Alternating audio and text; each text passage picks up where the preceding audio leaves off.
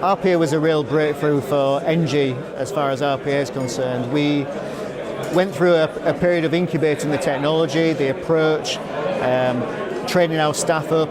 We've now got to a point where we've established a centre of excellence within ENGIE, and we're now rolling that out across the company within a centre of excellence framework. So we're really starting to do rapid deployment of RPA across ENGIE. So in 2017, we look to really address three key things.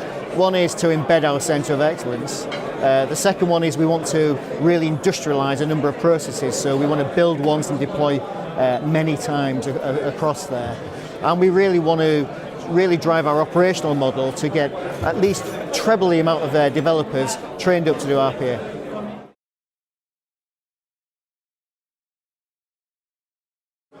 I think the main challenges facing the adoption of RPA and AI is probably one of culture. So we've worked really hard, really addressing staff concerns around automation, and they are natural concerns. I mean, over the last 70 years, a Deloitte study has found that IT as a whole has displaced 800,000 jobs, but it's actually created over the same period 3.5 million jobs, higher value jobs, higher paid jobs. So I think it's important to address staff concerns head on, get the right messaging around those concerns, and it's important to empower the organisation so that they can actually implement RPA for themselves, so they feel involved and empowered to drive that forward.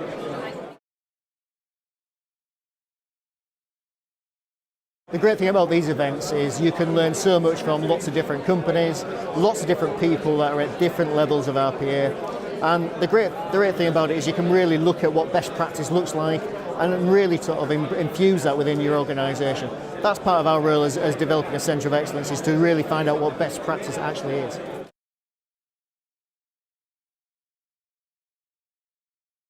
I think the main advantage of AI when it matures, I think will be that self-learning tool that actually can automate both the front end and automate the back end of a process.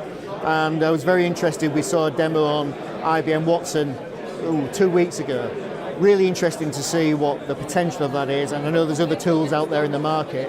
I think as them tools mature, I think it really transforms automation even further.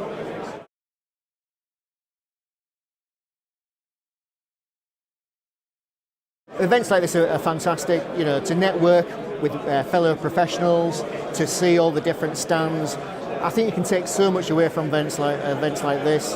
I say it's really experiencing, looking at what others have experienced, and really taking away potentially how you can fine-tune your own approaches and really look at best practice and driving that into your own organisation.